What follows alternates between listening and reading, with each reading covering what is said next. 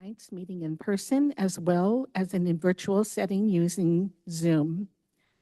Members of the public may view and listen to the meeting tonight on Wave Channel 18 and online through the city's YouTube channel. If you would like to participate in live public comment via the Zoom platform, please refer to the agenda for instructions. Chairman Gilbert will begin the meeting momentarily.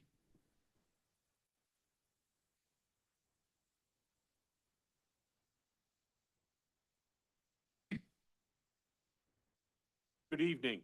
I'd like to call to order the May 21st, 2025 City of Lincoln Regular Planning Commission meeting.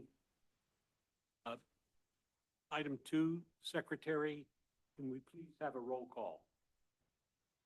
Commissioner Herzog, Here. Commissioner Hutchinson, Here. Commissioner Jackson, Here. Commissioner Jerry Johnson, Here. Commissioner Manning, Here. Vice Chair Johnson, Here. and Chairman Gilbert. Present. Thank you very much. Item number 3 is Pledge of Allegiance, and I've asked our Vice Chairman, Eric Johnson, to lead us in the pledge this evening. I mean the pledge? Pledge allegiance to the flag of the United States of America and to the republic for which it stands, one nation, under God, indivisible, with liberty and justice for all.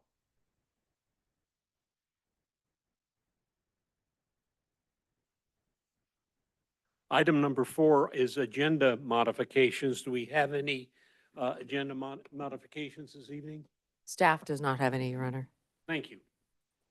Item 5 is public comment on any non-agenda item within the subject matter jurisdiction of the commission. Citizens may address the Planning Commission on any item on the agenda when the item is considered. Citizens wishing to speak may request to speak by raising your hand when requested to do so. This is an opportunity to speak on non-agenda items. Please limit your comments to 3 minutes. Secretary, do we have any hands raised or anyone in chambers that wishes to speak? Chairman Gilbert, I did not receive any cards. There were no hands raised online, and I do not see any hands raised here in the room. Vice Chairman, go ahead. Can I make a comment? Sure. Yeah. You're welcome. Excellent. Okay. Thank you. Yeah, just wanted to share some good news. I know some in the community might be interested in this as well. A recently completed project by the Parks Department that I was notified of this Monday morning. As some know, I've been involved in helping the city get a fitness court, here in the city. And so did some work, been working last year and a half on it, but just happy to say that it completed. It's all completed as of Monday morning out at Foskett Park. Yeah, it's a beautiful site. So I encourage the community and public to go out and check it out.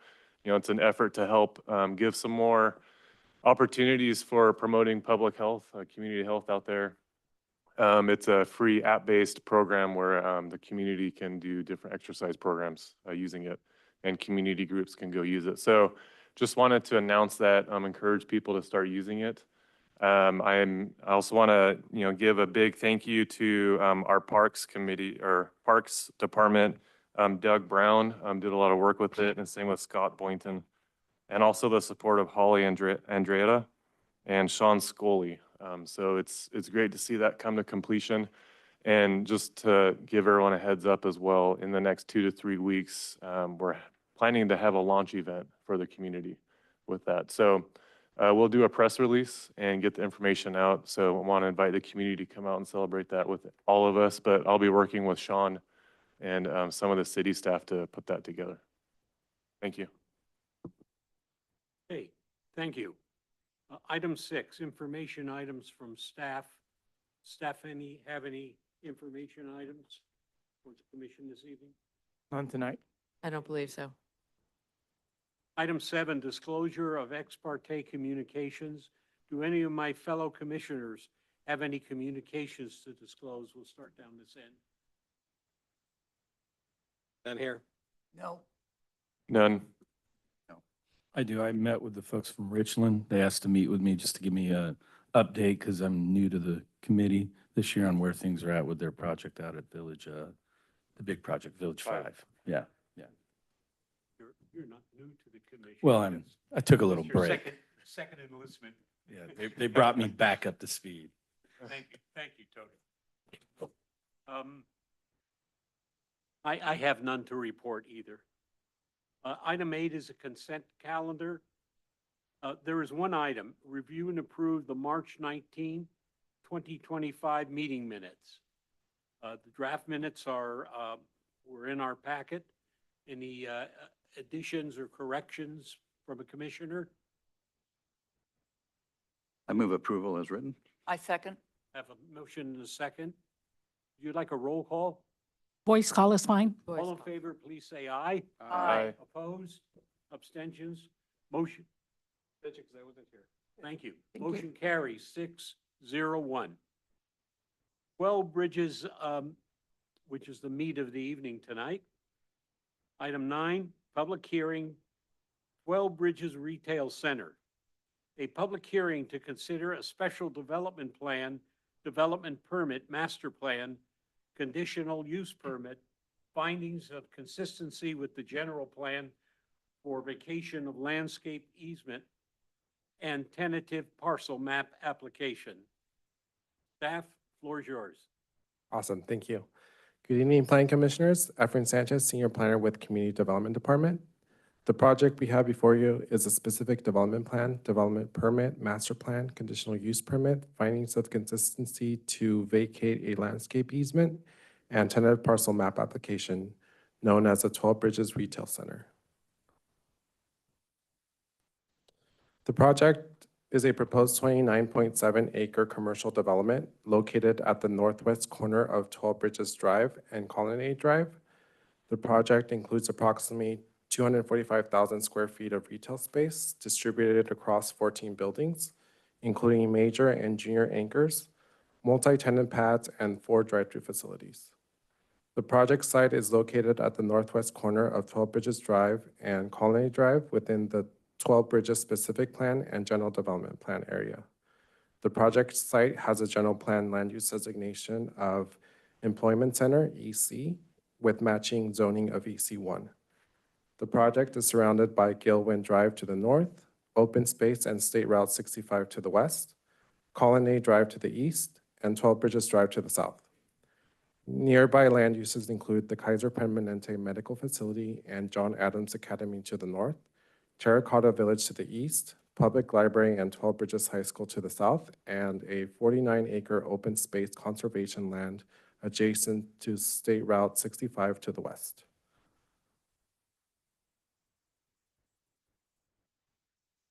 The 12 Bridges Retail Center master plan contemplates 14 buildings of various sizes. These proposed buildings can be classified as major retail, which is larger than 25,000 square feet, junior retail between 15 to 25,000 square feet, multi-tenant pads 4,000 to 12,000 square feet, and single tenant pads which are under 5,000 square feet. Pads P1, P3, P5, and P7 are designed with drive-through facilities. Therefore, a conditional use permit is required and is being processed as part of this application. The project's master plan sets up the framework to expedite future development of the property by adopting the site planning, infrastructure, architectural design, landscaping, signage, and lighting standards at a master plan level. The future building permits will be evaluated by staff to make sure that the architecture and overall site improvements designs are consistent with the master plan, and thus consistent with the adopted 12 Bridges Specific Plan and General Development Plan. The project proposes to include reciprocal ingress, egress, parking, and utility easements across the various parcels proposed within this master plan. The proposed project includes a tentative parcel map application to divide the applicant's 2 existing parcels and subdivide them into 14 commercial parcels, complementing the proposed number of buildings within the master plan. ranging in size from approximately 1 to 5 acres. As proposed, the tentative parcel map complies with the Lincoln Municipal Code, Section 17.20, parcel maps, and the Toll Bridges General Development Plan. The proposed parcels anticipate inclusion of existing improvements with access off of Toll Bridges Drive, Colonnade Drive, and Gilwin Drive, and connection to existing public utilities. As part of the tentative parcel map, the proposed project includes the abandonment of existing easements that were recorded along Colonnade Drive and Gilwin Drive. These easements, which include landscape easements, are to be vacated in order to eliminate conflicts in the future, as those landscape frontages will be privately maintained. Formal removal of these easements shall take place with the final parcel map recordation.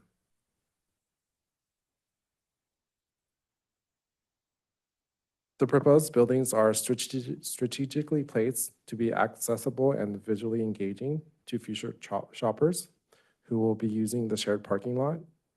As you can see on the slide, the existing and proposed access points, driveways B, C, D, and E are existing, and driveway A is a new proposed access point. The project site that would allow for right-in, right-out movements as illustrated on this slide. Driveway B is an existing access point that allows right-in, right-out movement. A key purpose of the traffic study prepared by Fair and Peers involved how to best design and operate this driveway to also allow a left turn ingress with a partial signalized intersection, as you can see here on the bottom. Implementing the partial traffic signal will accommodate Toll Bridges Drive eastbound left turn into the project.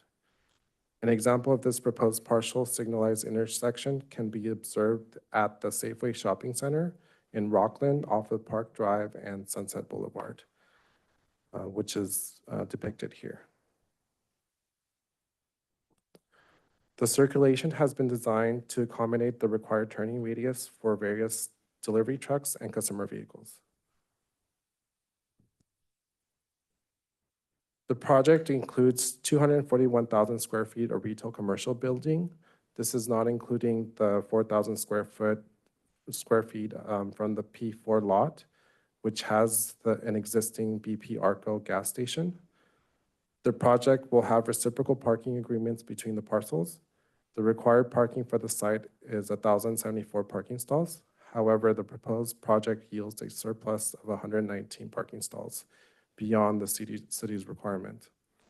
The drive-through facilities on lots P1, P3, P5, and P7 are designed to accommodate the minimum stacking requirements of 10 vehicle spaces. As discussed in the staff report, the drive-through has been appropriately designed according to the city's design and improvement standards to ensure that the public right-of-way is not impacted. The traffic operation report prepared by the proposed project indicates that the drive-through lanes at each drive-through facility will meet the requirement storage of 10 vehicles or 250 feet minimum. According to the traffic report, some restaurants have high drive-through demand than others. Therefore, it is recommended that high-volume brands such as In-N-Out Burger, Raising Cane's, or Chick-fil-A are proposed within the specific sites. Then a supplemental analysis of drive-through lane queuing will need to be performed. This recommendation is outlined in condition of approval number 29.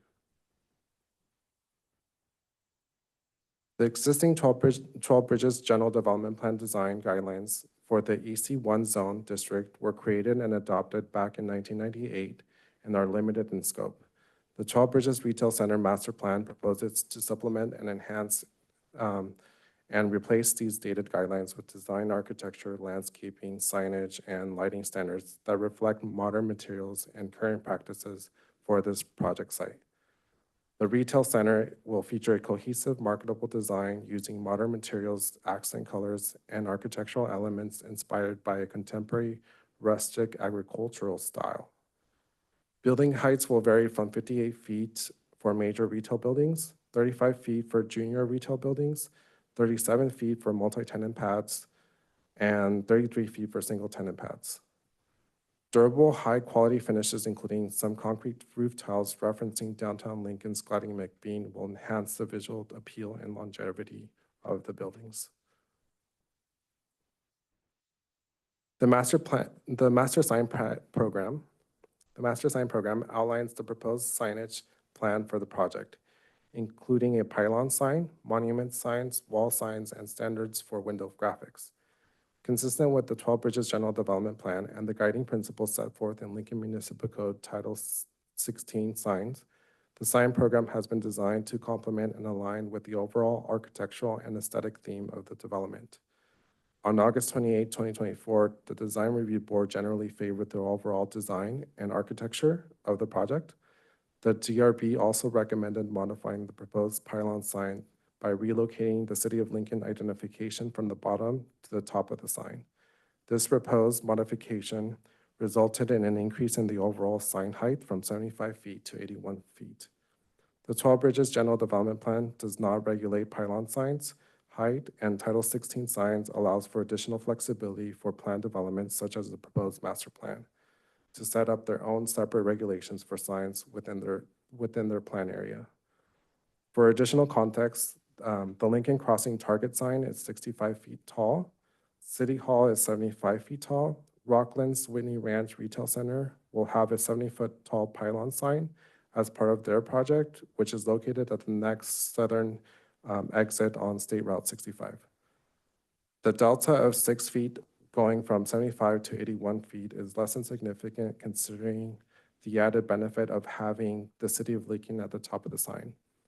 Plus, the sign will be 23 feet taller than the proposed major retail building. Other signs include a corner 4'9" monument sign and 14 to 20-foot monument signs to be located at 4 out of the 5 vehicle points or access points. So as you can see, this is the original proposed 75-foot sign. And then after we went to DRB, this was the recommendation to put the City of Lincoln at the top versus having it at the bottom. And the signs, the pylon sign will be here, and then subsequent monument signs will be at driveway A, B, C, and then E will be here. And then the corner one, the 4'9", will be at the very corner. Yeah.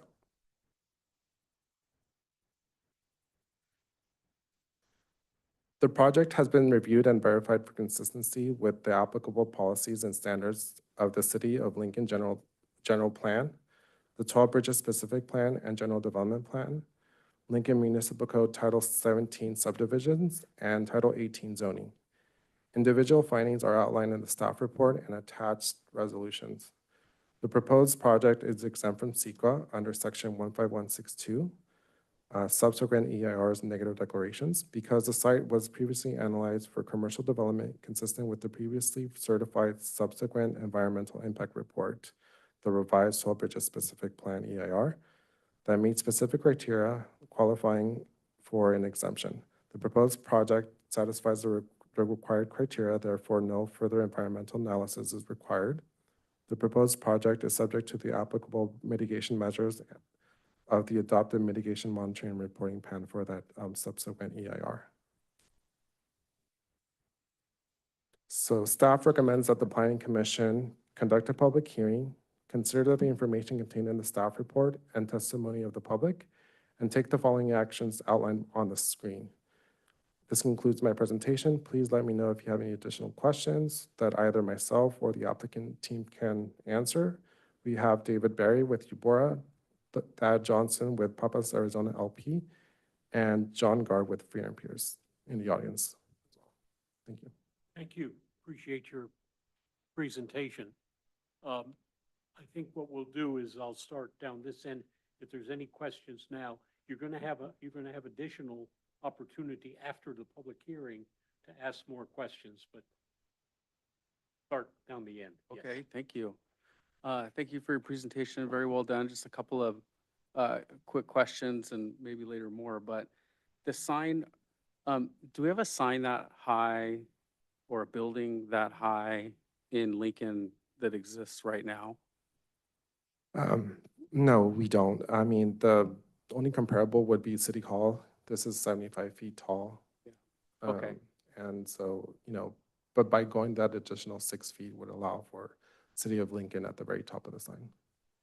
Okay. Could I just sign that has in and out? Uh, Anybody on staff know the height of that one? The one that's near 65? Yeah, the Lincoln Crossing sign, Yeah. that one is, Well, not Lincoln Crossing, for for the commercial- Target. Yeah, the tenant, the Target, the Home Depot one, yeah, that one is 65 feet tall. that's 65, okay. Yeah. That was the tallest at the time we approved it, and I don't think we've done any since then. So that would be Correct. what we have on the books right now. Also, what is the lighting requirement for a height? We have an airport in the area. Are we aware of any lighting requirements for a certain height of a building or a sign perhaps? Is there any regulation with that? Yeah, there is compatibility with the airport land use compatibility plan. And this one, it's not in a zone that's hazardous to the airport. Okay. Because it's south from Lincoln. If we were to look at the zoning map, zoning and general plan and zoning map, it's outside of those boundaries. Okay, thank you. And then a couple of more. I know there's lots of egress and ingress opportunities. Are there designated EVAs for this property that are identified on the map there? Like EVAs, like emergency vehicle access? That's right, yeah. I mean, the project was designed to have, like, as part of the requirement, they were supposed to they submitted a site plan that shows the turning radius of the fire trucks. And so all of these were reviewed by fire department, and then they have enough turning radius capacity with the proposed driveways. Good. It looks like there's plenty. I just wanted to make sure that was identified. And then Yeah.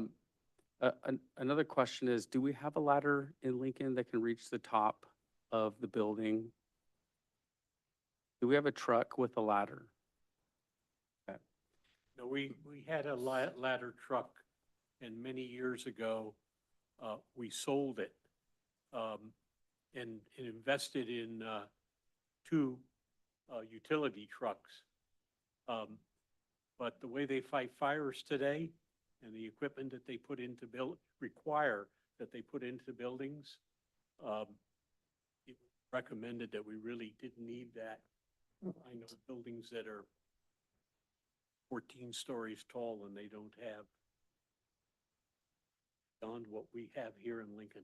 So Commissioner Herzog, we do not have a fire truck with a ladder that could even reach the fourth floor of the building we're in right now. Yeah. But the modern construction requirements are very different now with sprinklers and all of those types of protective building equipment, that ladder trucks are far less necessary in 3 or 4 story building situations than they are if you have high rises. Yeah, just checking in on that. I've been involved with some needs around that, so just want to check in. And then just another question here.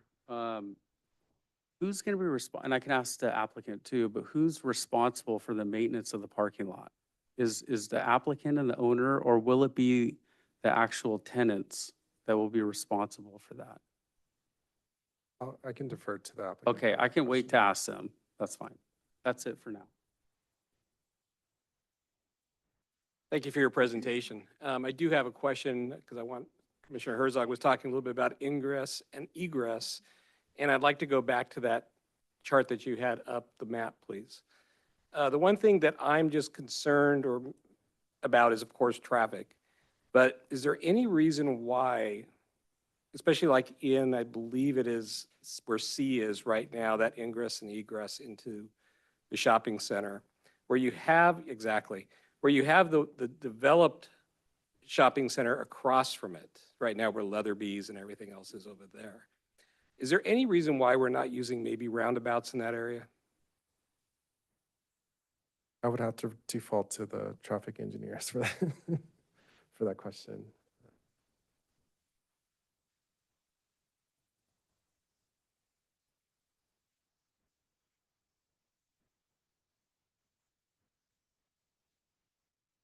Thank you. This is a SP, man. I'm a senior engineer at Development Services. We did review option of putting in a roundabout at that intersection, but I think, if I remember, there wasn't enough right of way that we had to accommodate one, but it was part of the factor that the operational analysis that Fair and Peer conducted. The city staff, we did review the traffic operational analysis.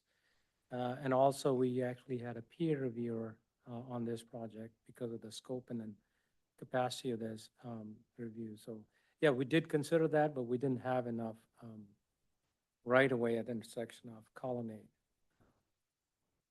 If you want more, I mean, we can have John come in and speak, but. Yeah, and it's, the question is mostly around, we know this is a very, very busy area. It's going to become even more busy, and roundabouts seem to be the best way to actually help with traffic because you have a continual motion, a continual flow instead of stop and go, or if there is no light or it's not a controlled intersection, it makes it even harder to turn left. So that was why, you know, I'm asking the question. I mean, would there be a way to develop something like that to make it easier? No, we did review that. John, you had something? Yeah, sure.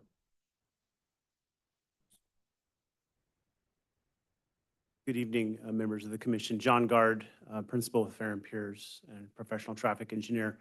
Your question is a good one. And, you know, SP is right. That is amongst the various types of traffic control devices we considered at that intersection.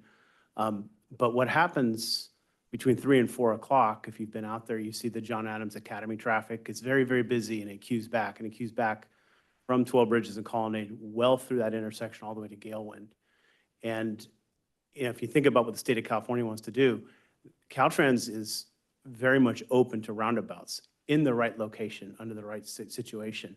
And when traffic queues into a roundabout, spills back into it, it kind of grinds up. It grinds to a halt because you can't get through it because there's that traffic there. So basically during that, if a roundabout was there operationally, unless we could get the John Adams Academy traffic completely solved, it would become actually more problematic at that intersection, not just with the right-of-way issues and things like that. So there's a time and place for them, and they're very popular, and they have a lot of safety and operational and maintenance benefits. It's just not the right solution at this location. Okay, I appreciate it. Thank you. Thanks. Chairman, that's all I have. I want to come back to the fire truck real quick, Commissioner Nathan. We do, if I remember, we do have cooperative agreement with the Roseville Fire where we actually borrow, Tolan mentioned, they borrow the fire lighter truck that Roseville has at the casino. We have cooperative agreement with Rockland and Roseville. When necessary, we all respond for each other. And Roseville has a lot of equipment that we'll never be able to justify, except that one time when we have an emergency. And it's CAL FIRE that has a truck out at the casino, Fire. and we have mutual aid agreements with Yes, all out of at them. the Yes. I just wanted to say thank you again, myself, Afrin, for all of the detail that you provided to us, and especially the executive summary. I appreciated the synopsis that you provided. I too am concerned about the traffic, and one of the issues that I was having was with the partial light, if you will. I'm having trouble visualizing how that's going to work. And perhaps it can be expanded on a little bit better for someone like me who's visually impaired and seeing it, how it works, how it's going to help alleviate. This is the partial. Of course, of course. Again, John Gard, and that's a terrific question. As part of the traffic analysis, we looked at a variety of potential solutions for providing access at driveway B. Driveway B being the unsignalized, or the left turn ingress. We're not allowing outbound left turns onto 12 Bridges Drive. But as a motorist, can you put this, put this slide, please? Okay, perfect. That's the button? Okay, thank you. Yeah, so this is the intersection of interest here. And the partial signal What that will be is if you're traveling eastbound on 12 Bridges Drive, the light will continuously always be green for you. It will never be red. And if you're traveling westbound on 12 Bridges approaching this partial signal, most of the time, 2/3, 3/4 of the time, it'll be green for you. It will only be red when this left turn movement is being made. So it's similar, as Efron mentioned, it's similar to what's at the Park Drive Safeway in Rockland. There's one in Folsom, there's one in Roseville on Kirby Way and things like that. So they're very effective, and they really don't have much in the way of delay or corridor congestion. Right, thank you. I know that that area can be a parking lot at certain times, especially, with the high school and with John D. Adams Academy. Could you elaborate at all as to any prospective tenants? Do we have any idea on that? No, I know he's not, but. Good evening, Mr. Chair, members of the commission. Thad Johnson of Pappas Investments. We're the project developer, builder, and owner. At this time, we can't announce any tenants until the project's approved and leases are final. I believe one just announced themselves, a fitness facility, about their intent to locate at the site, and we're very excited about them. We've got a similar one in Elk Grove, and they're very successful and been very well received by the community out there. We look forward to them doing the same here. Thank you. Can I piggyback on that? Since you're here on the same thing, just piggyback on that, even though I have some other ones. I respect the fact that you can't tell us, okay? But can you give us an idea of like what type of retail, specifically in the two large ones?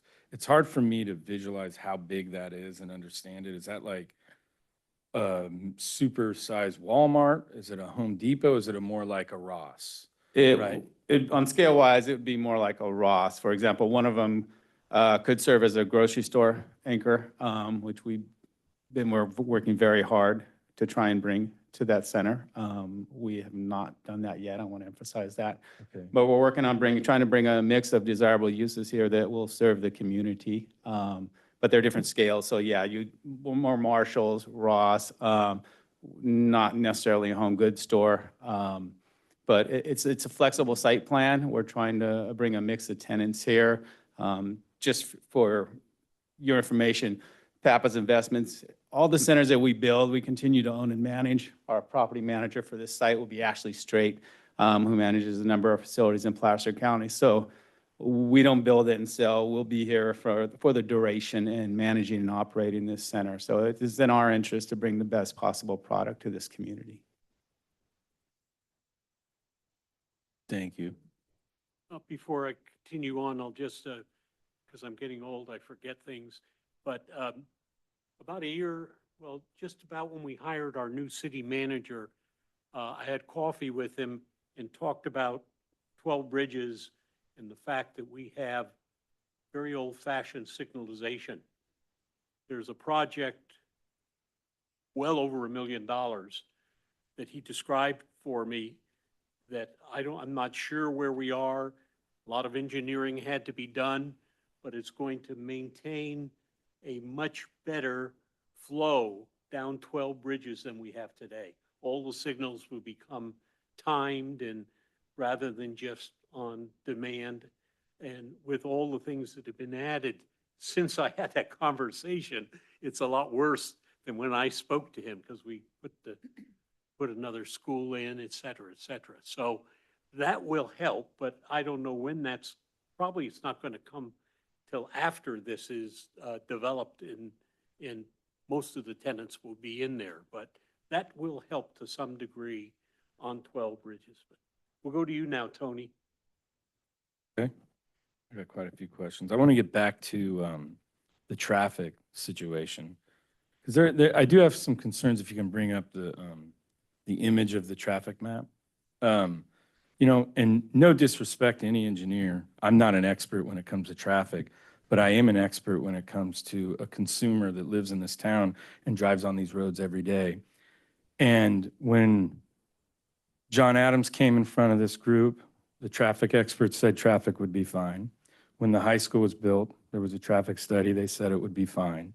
When the junior high, there was a traffic study, they said that would be fine.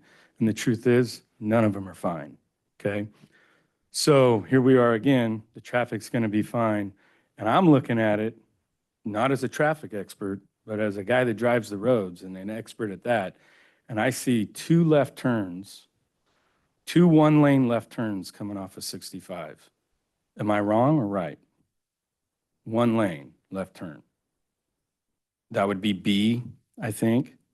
And Directly into the center, you're correct. heading east, right? Right. Right. There's one off of 12 Bridges, the left turn that doesn't have a stoplight. There's another one beyond that, a left turn that'll take you, I don't know the name of the road right there by Leatherby's. And then is that at C, is that a single left turn also? A single left turn lane or a double left turn lane? Entering, heading. If you look at the blue arrows, it shows like the directions. Right. They're all single. Right, they're all Left turn. single. I mean, I can tell you when John Adams is drop off at John Adams, the traffic runs all the way onto 12 Bridges, right? I look at C is going to get the most traffic from anybody coming from 65. That's getting over to B is going to be difficult, merging. They're going to head to that light in a single left turn lane, which means that left turn lane, because it's only holding a single row of cars, is going to end up into the traffic of 12 Bridges. That then is going to turn onto the road, and those folks are going to be entering in C. Also that's the first entrance from cars coming from the east side of the community that are going to be then turning right, heading east, turning right to head north. That C intersection is going to be, I'm just wondering, why aren't there any double lane left turns going into this shopping center? And going back to my knowledge, where every other major thing that's been in this 12 Bridges, we've had a traffic study done where they say it's going to work, and let's all be real, none of them work, right? So once we do it, it's too late. And I'm looking at it as a planning commissioner, as a member of the community going, that ain't going to work. So convince me how that's going to work, because the other stuff in the area doesn't work. Yeah, so, I think the question here is what's going on in terms of traffic and congestion right now, and how will the project affect that, right? And, the study we put together, we were not the authors of those other studies you mentioned. Those were not us. This, Fair and Peers. We did things state of the practice, state of the art, micro simulation modeling, same type of stuff we do for Caltrans. It's been reviewed independently by DKS Associates, who did the general plan for the city of Lincoln.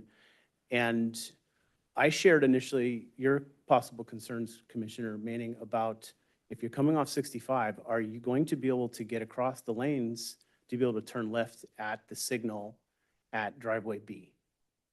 Because there's traffic on 12 Bridges, and you're going to have to, it's a free right coming off the freeway. So that's modeled in the analysis we've done. We have a simulation model that shows that, and you can see the cars making their way. And there's less traffic. So the parallel analogy or comparison here is what's on, for instance, southbound 65 at Creekside, where Best Buy is, where Barnes & Nobles is. It's on Galleria Boulevard, just south of, in the city of Roseville. There's a left turn lane there, an unsignalized left turn lane there. And that turn lane is hundreds and hundreds of feet shorter than this. There's actually a lot more distance between driveway B and the off-ramp. The off-ramp's not even shown here. So there's a considerable distance. So when we analyze it in the simulation model, we don't see that kind of shockwave of traffic happening there. One other thing I would also point out is that, there is a surge of traffic with John Adams Academy. We all know it, we see it, I've seen it myself. And there's a second surge with 12 Bridges High School getting out of session, right? They don't perfectly align, but the lanes are not perfect either. So a recommendation in our study is to actually modify the signal at 12 Bridges and Colonnade so that it works better based on the travel demands. So I won't get into unless you want me to get into the technical details, it's a way so that we can actually reduce the amount of queuing, so it takes a little bit less time to get out of 12 Bridges. If you've tried to get out of 12 Bridges High School at 3:30, 3:45 p.m., the left turn lane, there's not any green for it. So people actually go through and they make a U-turn and Colonnade at driveway C, The solution we've come up with is going to make that not happen. So there are peaks and surges in traffic, but what we've done here is developed a whole series of recommendations. There's not a dual left at the signal at driveway B, simply because the demand is not high enough. When it's 300 vehicles per hour, that's when we do a dual left. The demand is not that high. We have a 400-foot left turn pocket though, and that provides storage for up to 16 vehicles. So we're confident that this is going to work, but we're not saying that there's no congestion out there, because all you have to do is be out there and you see it. Can I just add to that a little bit?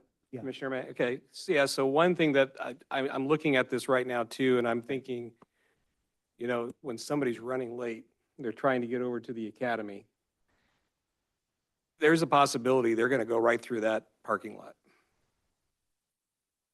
So it's just something to also kind of contemplate here, because there is definitely a straight shot from, I think it's either A or B, all the way to the back towards John Adams Academy.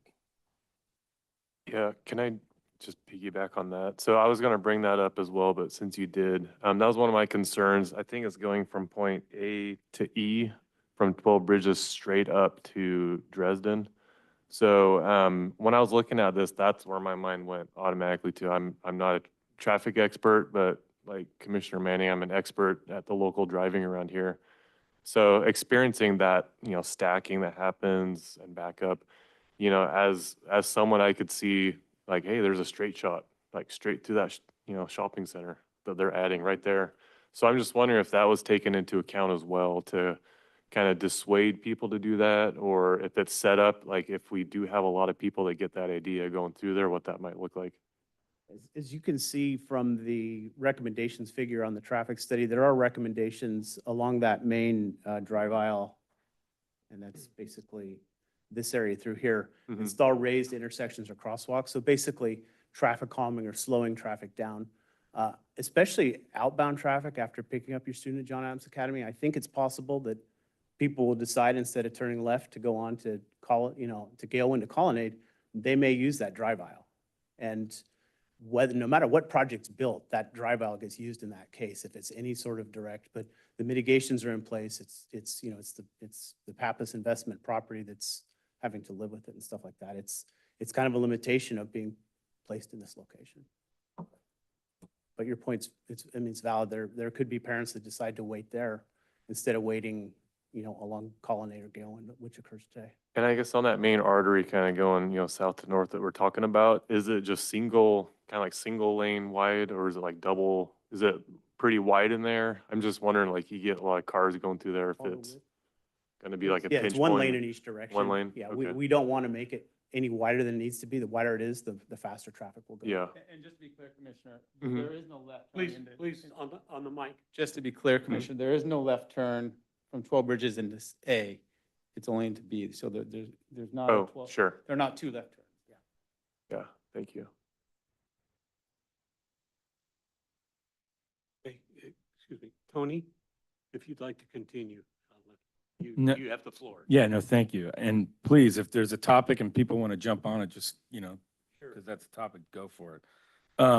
Okay. My next question is going to be around the sign, okay? So through the presentation, you mentioned that we do have a city ordinance on signs, correct? And the size of signs? So we But do. this is exempt in some way? So we do have a sign ordinance, Title 16, that specifies that basically, it doesn't contemplate this type of sign, the pylon signs. It's not one of the listed things, but it does say that as part of a development plan, which this project is a specific development plan, development permit / master plan, you can pretty much create your own standards in regards to for the site. Okay, so, and correct me if I'm wrong, I believe that for freestanding developed commercial or highway commercial or light industrial, the maximum dimension area right now in our city for a sign is 64 square foot and up to 14 feet high. Am I wrong on that, or is that correct? And then I also have another question to piggyback on that. The general plan in our city specs say that a sign is limited to 50 square feet. And then also the billboards along Highway 65 are only allowed to be 200 square feet with a maximum height of 25 feet. So Correct. So, this is way beyond so the that sign, scope. yeah, so the sign ordinance didn't contemplate, like, it didn't, Well, go closer to the mic. sorry. The sign ordinance, like, doesn't contemplate, like, having that additional discretion. If you do a development permit, you have additional discretion to, set the sign height as long as it makes sense, like, there's rationale behind it. And so that's what we did with this project. And, yeah, like, that sign code, like, it's stated, I forget what year it's stated, but, like, that predates, like, even, like, Highway 65, with the bypass being built. Yeah, the sign ordinance was adopted, I want to say 15, 16 years ago. And it was after multiple months, maybe a year and a half or so of public hearings that I reviewed. And it was because we had some legal court cases that came out that talked about what you could regulate, what you couldn't regulate when it came to signs. And so the sign ordinance at that time, if you can imagine Lincoln 15 years ago, was not contemplating major construction of freeway, commercial development. It was really focused on offside signs. It was focused on, sandwich boards and flags that are the flag things. I mean, just a lot of things that just really weren't in the purview or vision of the city at the time, I think. And so it does have this sort of off-ramp language that it kind of says, if it's contemplated by some current development plan and there is an exemption that seems to fit, that it could be incorporated into that. So I wouldn't get hung up on it. There was a lot of debate. I mean, we had, from the public comment that I've looked at, we had every nonprofit in here that was arguing about, because we want to sell See's Candy, we need to be able to have a sign at this corner. And because we want to have our crab feed, we need to be able to have a sign at this corner. So that's what the Planning Commission and Commissioner Gilbert, you may remember it better than I do, but from what I've reviewed, it was really focused on sort of, we want to be able to put our bingo signs up on the fence at Gladding McBean and things like that versus any contemplation of major commercial development at a freeway off-ramp. So just with that historical background, I wasn't even here, but I went back and looked at the records. I was lobbied about 4 times a day in shopping centers, at a church. At work one day, I was working and someone said, "Oh, yeah, you serve on the city council. Let me talk to you about signs." Or the Rotary Club was doing something. And so there was, I don't want to say there was too much discussion, but it was a lot of overkill. Well, and you are a Everybody- Kiwanian, so maybe we can blame Everybody you for had the See's all Candy. Special interest groups in Lincoln Hills and the city and, whatever. They all wanted to get your ear and tell you why they had to be an exception. So, Well, I appreciate you guys making that point, because then that underscores why I'm bringing this up, because obviously it's important to people in the community, right? So, this is my struggle. My first job I ever had was with Anheuser-Busch when I got out of college. And I didn't work at the plant. I worked out of St. Louis, but I didn't work at the plant. We all drive by down 80 that's in the Vacaville area right there. But the one fact that they would always talk about when you're at that building is that the Budweiser on the side of the wall is as big as a school bus. And so the problem I have right now, as somebody who's trying to make a decision on this, is when you look at that from the freeway, and if someone asks, how big do you think those letters are? Most people are going to think they're about 4 or 5 feet tall. It's as big as a school bus. What is 75 feet? I need help. Maybe it isn't that, or 81 feet. Maybe it's not that tall, right? But when I hear 81 feet, I feel like our town is going to be dominated by a retail sign as you're entering it. And I'm thinking of some of these signs going down 880 in the Fremont area that are just dominating a community. And I'm looking back to the spirit of the general plan, and I don't think that's the spirit of 12 Bridges. So help me understand what's that. Maybe it's not that tall. Give me examples. Commissioner Manning, our Yeah. objective is not to build a tall sign, it's to Right. build an effective sign. Fair enough, And right? it has, we went out there, we were out there all day doing line of sight surveys. You have to, your tenants need to have signage that people on 65 can see and allow time for them to get on the off the off-ramp to go to the center. And if you know the site, you know there's a significant preserve area between the development property and 65, which requires a significant setback from the 65. So we looked at that.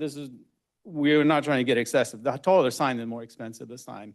But we've got to meet standards for our tenants so that there's a line of sight for traffic, for example, coming northbound on 65, that they have time to see that sign and see those tenants and react and get off the road. And I think the Nugget Center sign is 70 feet or so. So I think we're an additional 5 feet. And then with the design review comments that we would add 6 to 7 feet to that, if in fact commission elected to have us put City of Lincoln at the top of the sign there. So that's what I was looking for right there. Give me some more examples. The Nugget Center, where's that at? Rockland. Which one? It's not built yet, It's right? being built right now. Oh, so see, Constructed yeah. right now. I would love to know some signs that I drive by every day to give me a perspective of what 81 feet is. Have you ever been going down 5 towards Sacramento? Or actually going up or down 5 if you're going south on 5? There's Yeah. Delta Shores right over Right. there. So the Delta Shores has 3 of those signs actually. But they're probably, they might be even taller than 81 feet.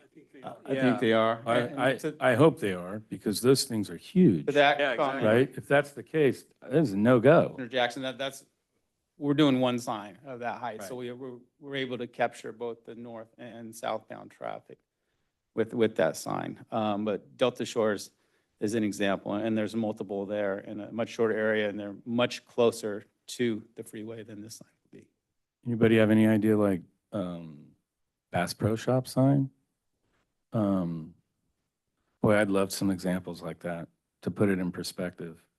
Because the point of my story, yeah, that's my point. The perspective that I have, and I gave that story about the Budweiser building for perspective, is I don't have a good perspective, right?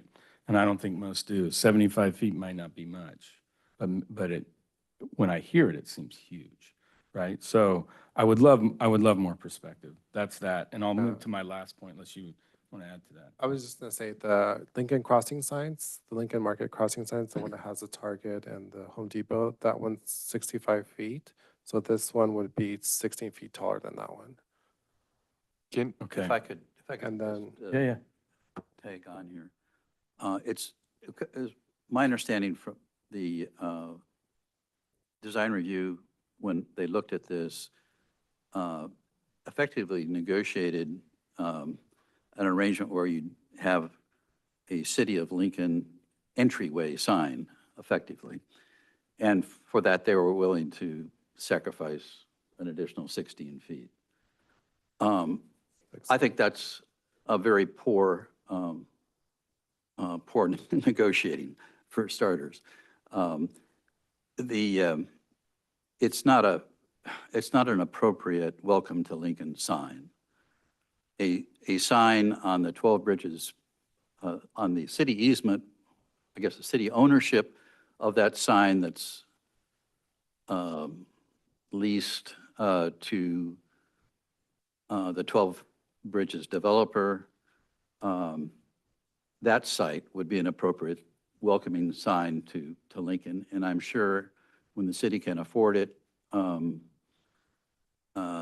there's enough pressure by Chamber of Commerce to have something like that, then we'll have that kind of sign. And we don't need that extra 16 feet. And we have at least some history of a 65-foot limit. And this isn't the last one we're going to see. I can see Nelson Road right around the corner. So I'd much prefer, if we need to give up the welcome to city kind of sign and go back to commercial sign that people can see from the freeway, because it is a freeway-oriented shopping center. Let's, Have to give them that. let's let Tony finish Yeah, up, and then of course. I'll give you your shot, Jerry. Yeah. Okay, and some of this is clarification, so I'll look to the planning department for some of this, but the area is originally zoned as an employment center, right? Does this meet the zoning for an employment center? Because this seems to me like retail commercial. So in that Toll Bridges General Development Plan, it does say employment center, but then like if you keep reading the standards in that same Closer to paragraph, the mic. in the same paragraph, if you keep looking at the standards in the Toll Bridges General Development Plan, it specifies that commercial development, commercial development is also now allowed used in the EC1 zone. Okay. I just feel like if this was part of the original plan to have this type of center at that location, there would be infrastructure already in place in the original road with more robust traffic design to put people there. I believe the original intent of that area was office space, employment center, not a massive retail center. And I don't think that's the original intent of the 12 Bridges Master Plan. That being said, thank you for correcting me that it's there, but that's my opinion on it. Yeah, So and that's all I've got to say. Thank you. Thank you, Tony. Jerry? Okay. I have some concerns about how pedestrians and cyclists get access to this site. I'm wondering if the traffic study Fears and Pierce did address those kind of issues.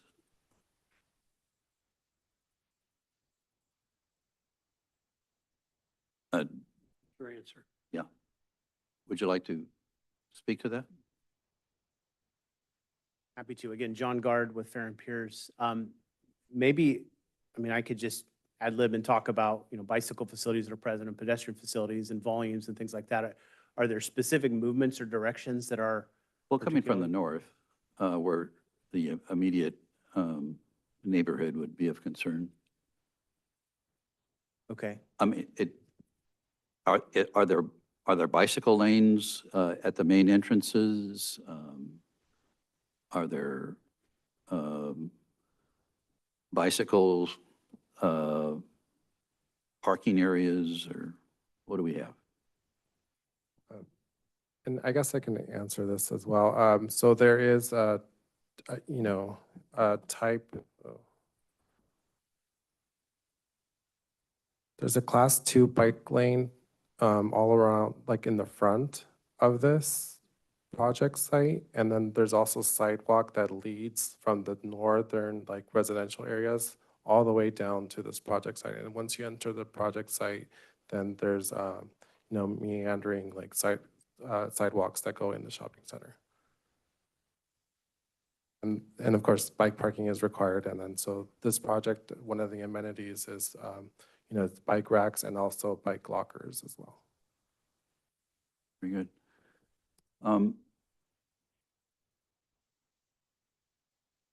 Okay, well, let's transfer to electric vehicle charging. Is there electric vehicle charging stations in the site? That will be an applicant question or effort? Yep. I thought we were picking some up at the ARCO station, but I was there yesterday and there weren't any there. So this, again, this is like tentative, this is the site plan, like very like, first, well, we've gone through like multiple iterations of the site plan, but, it's not, what I'm trying to say is like that will come in later at the actual technical review. But there is like California building codes that require EV parking, EV capable parking on the site as well. So then that we can address those requirements at a later point. What would be the requirement for EV charging station for a development this size? I hate to quote California building code because that's not my expertise. Okay. But that will be part of the requirement. All right. With EV capable I parking. I might comment on that. Till you know what uses are going to be in the various buildings. So if you got a building that's housing something where the average customer is there for 5 minutes versus a building where the, maybe a 1 hour visit, that helps you define the kind of parking, charging stations, et cetera, that you need. We'll get a second shot at this when they start bringing the tenants in for review. And at that time, that's a very applicable question. They're aware that they're going to have to do that. And we're aware that we want that as a city. But I don't know that we can solve that tonight because, as they said, they don't want to share who the tenants are. And I used to finance shopping centers, so I understand why. But that's going to determine what we actually need in the second phase of this after the infrastructure's done and they're starting to sign leases. Speaking of infrastructure, though, isn't it important to kind of know a little bit more about how many of those EV charging stations there's going to be so you can build the infrastructure for it to start underground before you start doing anything else and we start getting possible tenants in here? Yeah, and I think what we have here is the knowledge that there's going to be at least 4 fast food uses there, which are an ideal coupling with charging stations because it takes about as long as you can get a hamburger and a Coke to charge your car. I would think that some additional thought needs to be taken now rather than later for Tim's reasoning. So, Go ahead if you have. okay, the green strip along the west side of the project, I'm thinking that may be the site of a sewer easement. Yes, that's correct. Okay. Probably everybody's familiar with the Foray Ranch Road Trail that goes on top of a sewer easement. This seems like an ideal opportunity to pick up a trail that could be extended to the park just north of here on the other side of the apartment project. And I think we're missing a great opportunity if we don't have that as part of this plan. An associated issue is that the west end of the project is going to be pretty darn visible from the freeway, and that's one of the reasons why the developer wants it there, of course. But those truck loading stations are not really very well screened from the highway, and I don't think will look attractive. And I think some more focus needs to be on landscaping on that strip or somewhere else. My comment on that one. Can I guess I just want to second that one. That was one of the things I was going to talk about. Okay. Okay. Rather than jumping all around. Right, and then, of course, I'm seconding Tony's concerns about the height of the sign. I think the max should be 65 feet. And that really is, those are my concerns. Thank you, Go Jim. ahead. Perfect. Yeah, so with that visual that was just up, I share the same thoughts about that. I guess on the map, the green space there, just because it is visual from, it's going to be a prominent visual point from the highway. So I'd encourage, at whatever point stage that is, to see what there is that can be done to beautify that, I guess is a good word to say. I also like to pay attention to pedestrian traffic and, being a user myself, a lot, foot traffic out there.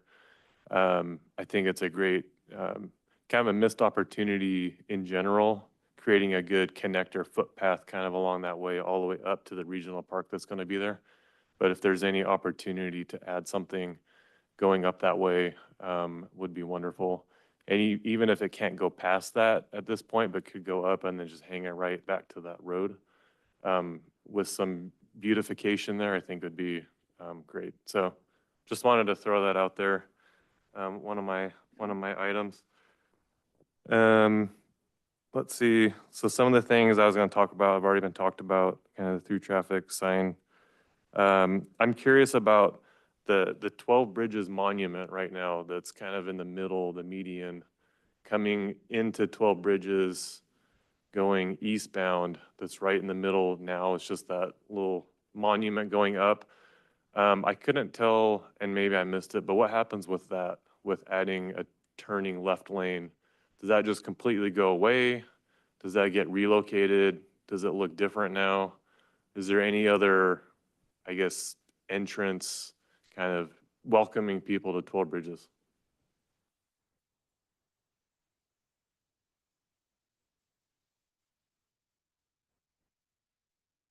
So good evening. My name is David Berry. I'm with Ubor Engineering and Planning.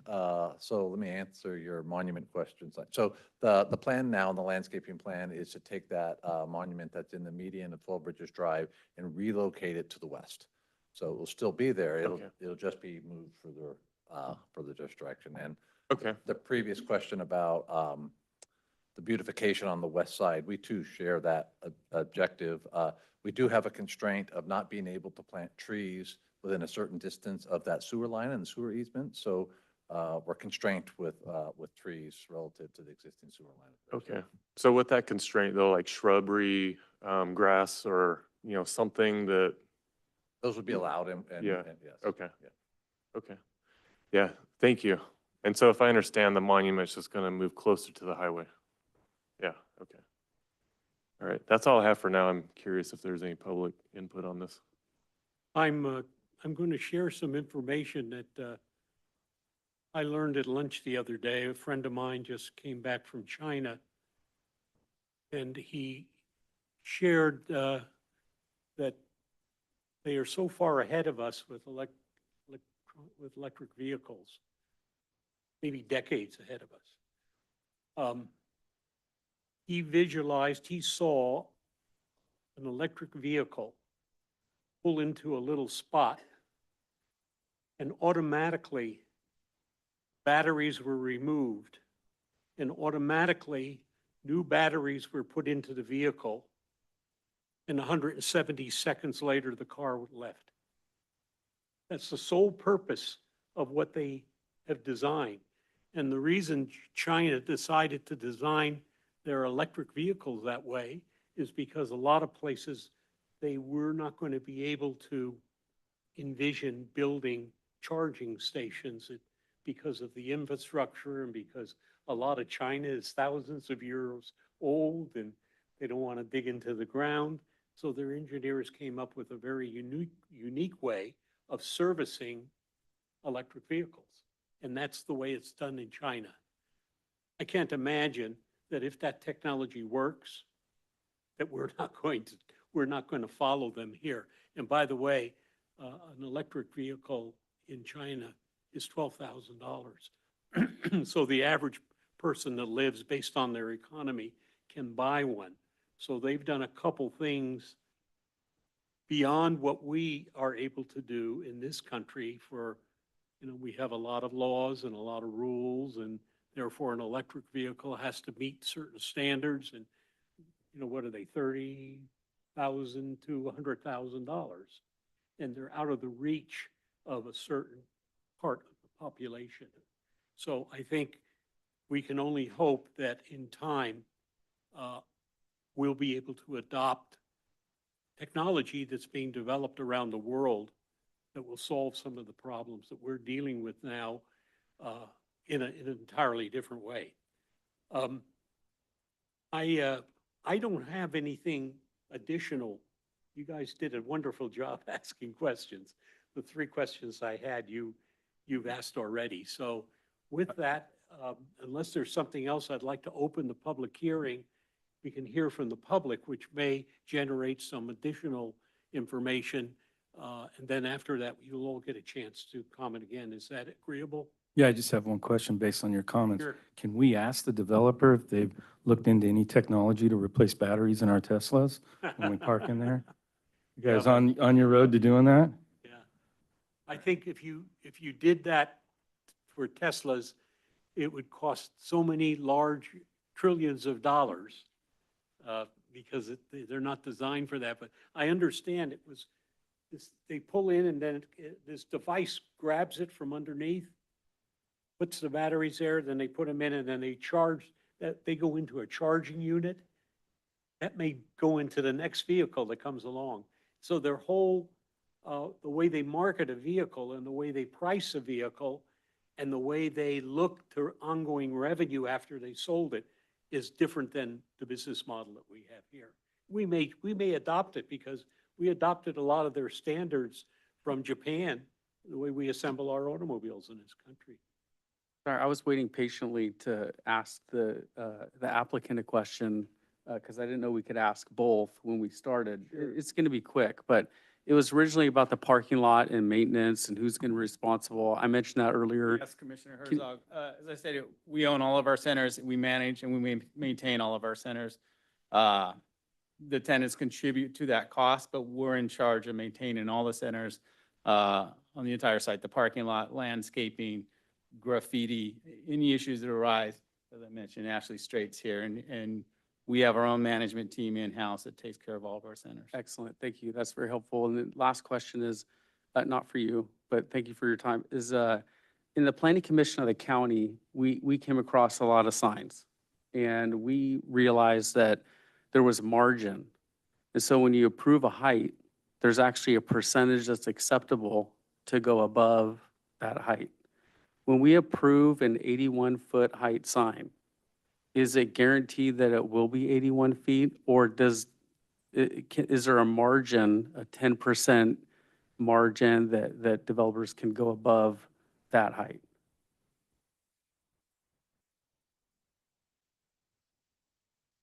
I mean, we don't have a margin. Okay. I mean, that could, essentially, when the building sign comes in at a later point through the building permit, we're just going to review it against this 12 Bridges master plan. And if we see that it's like exceeding the 81-foot height, then we're like going to be like, hey, that wasn't entitled for the project. Okay, so we're going to stick to the height that we approve. Correct. We will not be exceeding that height. As I stated before, we were going to put 2 signs up. Each one would have been a minimum of 65 feet or more because of the line of visibility issues there with the topography as well as the bridge. So we decided to eliminate one of those signs and make an effective sign because basically until the drivers on the road can see it, it's all dead space. It's just pole.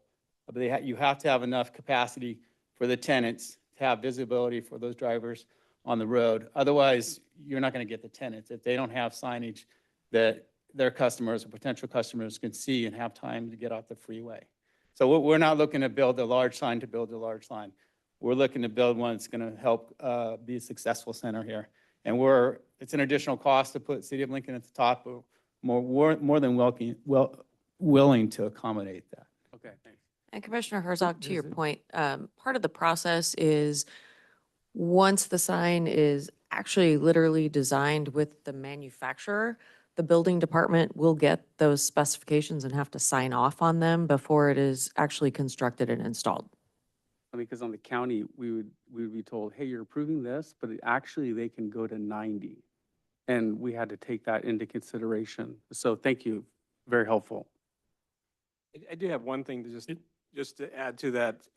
So one thing that I noticed though in all of the specs that we've seen and that were in our packet is there is no real representation of what it would look like if somebody was driving down 65. We have that. You do have Yeah, we that? do. 'Cause I prepared extra slides in case this question came up. Okay. We spent all day out there with the large crane with different heights so you could get the line of sight driving it. Because of that 49 acres of open space that's adjacent to Highway 65. The actual sign is going to be set back away from the sidewalk, from the freeway. I should point out also that, oh, sorry. I have one comment that I'm going to share, and I know Tony's aware of this. We had a request in the city for a sign permit to be put on a piece of property, and we did not know who the applicant was. It came to the Planning Commission and was approved. It came to the City Council. I was on the council at the time, and we approved it. Short time later, In-N-Out turned their application in to build on that property. They would not build on that property unless they had the sign approved ahead of time, because they've been burned in a few communities previously. And then when we found out it was In-N-Out, people were excited and happy, because that's something that certainly appeals to a community like ours. And they've been so darn successful, they have a real traffic problem on their site, and they have to have employees manage the cars so they won't block the road. And they're willing to make that investment because they're obviously making a lot of money. So I just want people to understand that sometimes you do something in good faith and it turns out to be very beneficial. So I'm going to open up the public hearing, and I'd like to read a little information. Citizens wishing to speak on this item may request to speak by raising your hand when requested to do so. Please limit your comments to 3 minutes. Secretary, do we have any hands raised or anyone in chambers that wishes to speak? I have no hands raised on Zoom, and I am receiving one card right now. Eric Kurland. The floor is yours, Eric. Thank you for the opportunity to speak. I am a resident of 12 Bridges, so I also have driven on that road many, many times. And I guess it's comforting to know that a lot of the concerns that people have raised have already been raised here. Height of the sign, what's that really going to look like? Traffic, key concern. I looked at the traffic report. I thought it was interesting. In the traffic report, it said, well, we're not trying to solve the congestion and queuing issues of the schools. And I kind of get that, right? Like, hey, that's kind of their issue. But from a customer standpoint or from a resident standpoint, it's like, I don't really care, right? I'm going to face that. So the fact that one side maybe doesn't address it, although it sounded like you had some ideas. And then the city says, well, we'll care about our area and they care about their area. But when you put the two together, if it's a mess, it doesn't help anyone. So I'd like to believe that the city and the developer are really working together on what is this really going to look like? What are some options? I believe if you have to make some sacrifices to make it easier, as Tony, you're talking about, whether it's a 2-lane drive or whatever, you've got to do it. Because otherwise the message is, do not go there during school start and stop times. I mean, that's got to be the message. The landscaping along 65, not having trees there, I think that's a great, well, it'd be great to have trees. Not having trees, I don't know what people are going to do. I'll have to pay attention to like that Home Depot when I drive down 65, kind of what that looks like. Is there anything creative? I don't know if bushes are going to grow high enough to stop a 55-foot building. Maybe we do something really creative. Maybe we paint murals all along the back wall. Something where it's kind of unique. It's like, that's cool. I think we know, this is the gateway into 12 Bridges. This is it. This is what everyone's going to see. Lastly, I'll talk about tenants. So again, appreciate the fact that people can't share the specific tenants, but I thought it was interesting. As I look at the marketing brochures, it talks about the area catering to Sun City and affluent 12 Bridges and Vadera residential communities. So that's what affluent 12 Bridges, Vadera residential communities. And the goal of Pappas, I know, is to say we want to add a sense of enjoyment and value to the places where people live, work, and shop. So tenants is so key. That's going to make or break this area, actually who we bring in. And I guess from my standpoint, I don't know what that looks like. I know it was mentioned, where was it? And again, we all have a vested interest in making sure it's successful. So, don't get me wrong. but it says we're going to bring in the best possible product. So I guess my question would be, without naming specific, retail that you're negotiating with, I get it. What are some examples? I don't know, somebody, like if I look at a McDonald's, for example, me personally, I go, not a good fit, right? Maybe somebody says, oh no, that's a valuable product. So to me, I think if we understood the types of businesses that you're looking to bring in, actual brand names, who they are, not specific, who's doing it, I think people can get a better sense for, okay, is the way that you're viewing a good product in line with what we within 12 Bridges would view as a good product? Because if there's a disconnect, it's too late once people are signed. So Thank thanks you. for the opportunity. Thank you. I'm going to respond to your comments when we close the public hearing. I have some information that I think will be very useful. Do we have any additional people? Chairman Gilbert, we do not. Okay. With that, we'll close the public hearing. And I used to finance shopping centers. And it's one of my jobs. And when somebody new for my area would come in, I take the time to get in the car and go look at some of the other projects they had done, because we were very conservative lenders, and we didn't lend to somebody who was building their first whatever. And so, where there's a Starbucks and there's a very high-grade restaurant, Japanese, Mexican combination.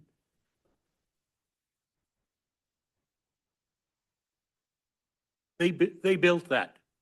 That's their project. And I didn't have to go to Sacramento to look at what they built this time, because I thought I was going to be dealing with them when I was on the city council. And so I talked to some of their tenants in their projects in Sacramento. And I never found a person that was unhappy with their arrangement.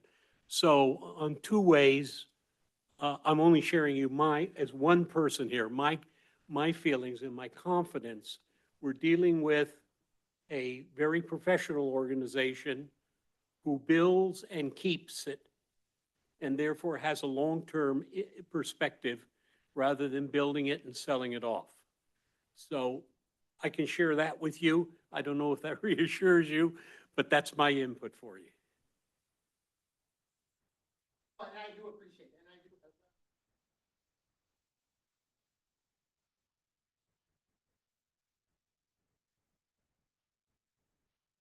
We'll see what comes. Yeah, sir, we have to record and broadcast everything, so appreciate it. Okay, we'll start down here. If there's any additional comments or questions that came up. Yeah, I want to thank everyone for, Eric, thanks for coming and sharing your comments. The public opinion is really important to me and us, and we hold that in high regard. Thank you for the presentation. I actually, it might be shocking maybe, but, this is my community. I live there, and I like the city of Lincoln on the top of the sign. I mean, it actually looks more attractive to me than just the sign with the advertisements. So it's extra 6 feet with the existing. It makes sense to me. I think it adds value to the community and the sign. So I like it. So if we could bring it down with that, I'd be open to that.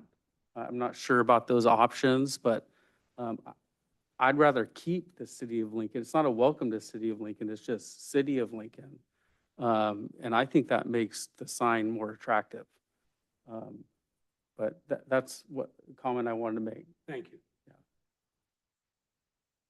Just want to thank everybody for being here as well and answering all of our questions. We have a lot of skin in the game here, and that would be the people that we are representing. So we want to make sure that we do the right thing.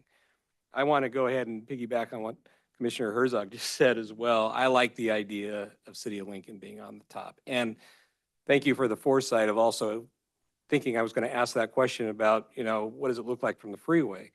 It is to me, it did not look like it was this monstrosity. It looked like it was, it's not very large from the freeway. And I think that if it was 81 feet with the extra City of Lincoln, I don't think it's making a big difference. We're talking about 6 feet here. So that's kind of what I wanted to say is I like the idea of City of Lincoln as well. And then possibly when we start looking at Nelson Road down the road, we'll probably want to do one over there as well, because we want to make sure that, we show people that come this way or come through us to go to work or go back home, this is a place that they may want to stop and shop. Thank you. Add to my colleagues, I too like the idea of the City of Lincoln on the sign. My professional career was in marketing. It's very important to sell who you are. So I can appreciate how your tenants are going to feel about the selling concept. And the City of Lincoln, to me, is the icing on the cake. I don't have any other comments. Thank you, Michelle. Tony? Okay, handful of things here. As far as like the tenants, Mr. Curlin, your comments. Well, let me back up. And first say, Pappas is the developer. I appreciate what you said, Chairman Gilbert. I agree. You guys are among the best. I know that. The reputation's awesome. To have you in Lincoln, I think, is a plus.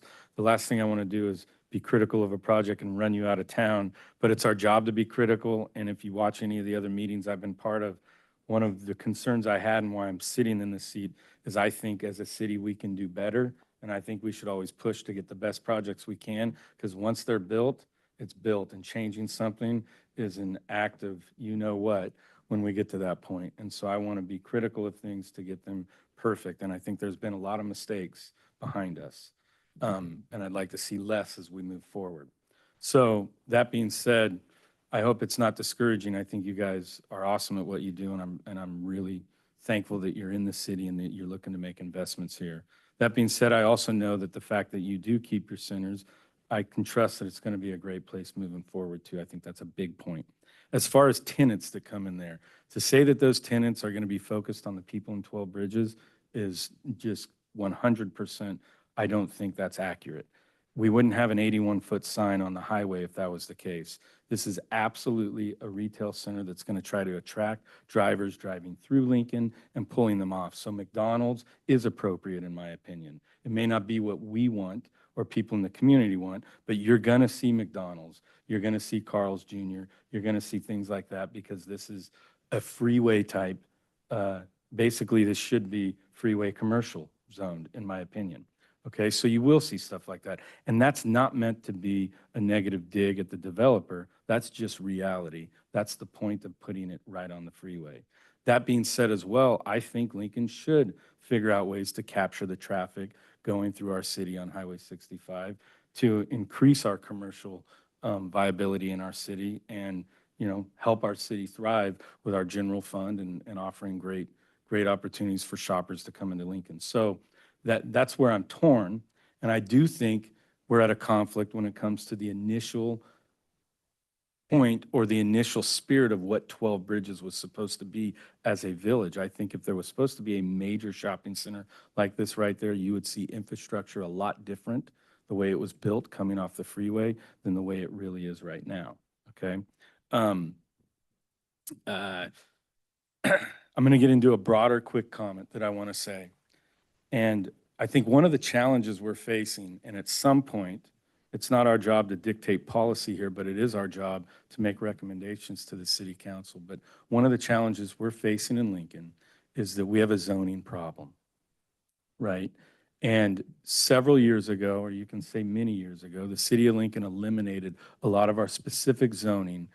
And at the time, there was good intention to do it. It was because we were trying to attract commercial companies to come in and invest in Lincoln so that we could increase our sales tax and drive a little bit more commerce in our city. So the idea was, let's make it easy, eliminate a lot of our specific zoning, and we went to a lot of areas where we just went to standard commercial zoning, right?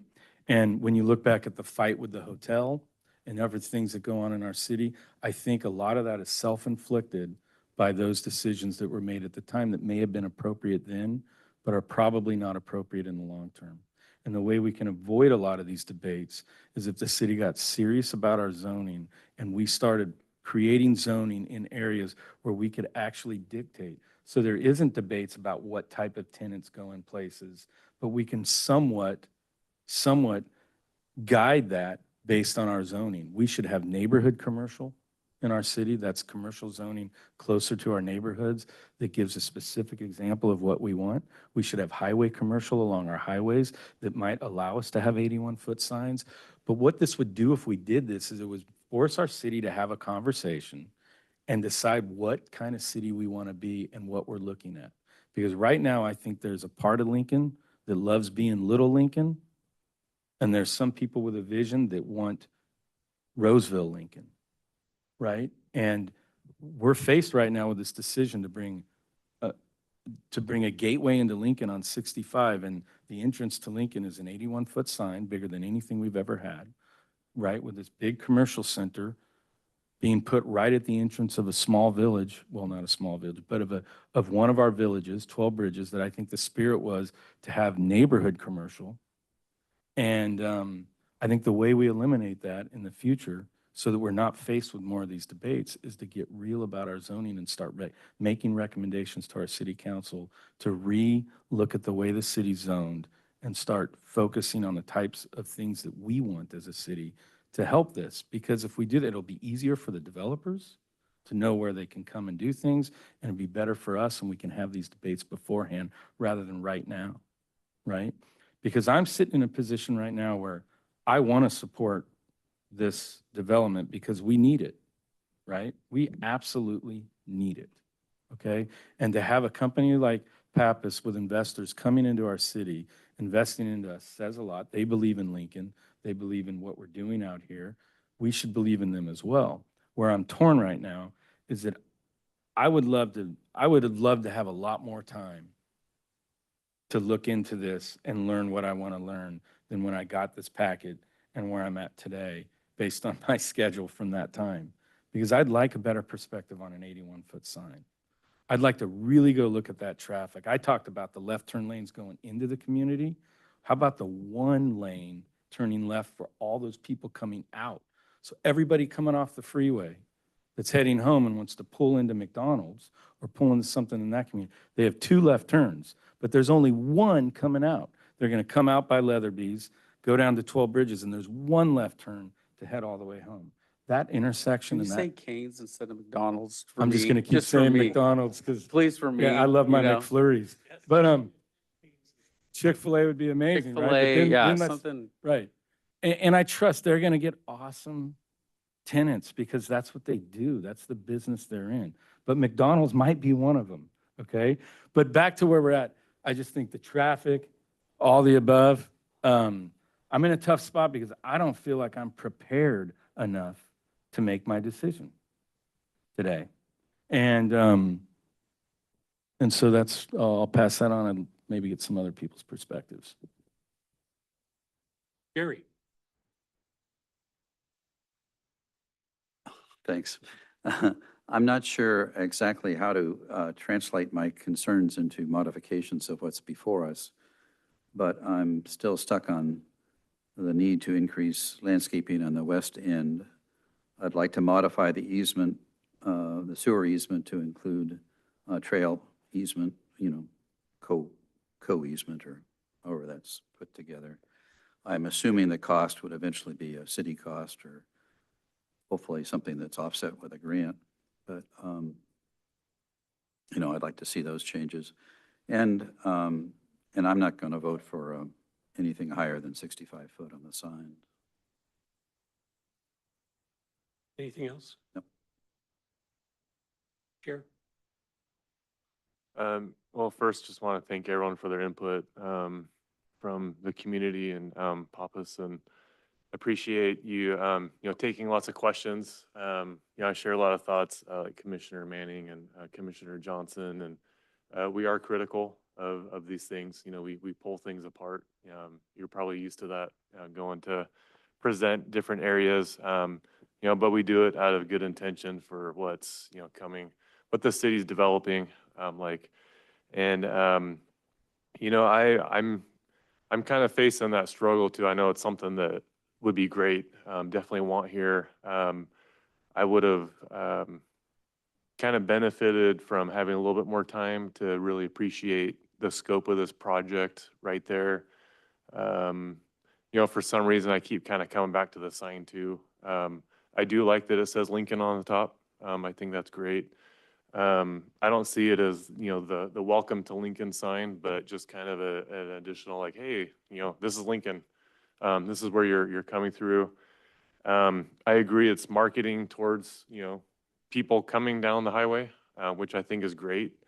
It's great, you know, if we can capture all of that, people coming through. You know, even as a resident, you know, I find myself going into Rockland, Roseville all the time, and I love to keep my, you know, tax dollars here, to support local. So I think that's great to get more contributions to our community because we need it.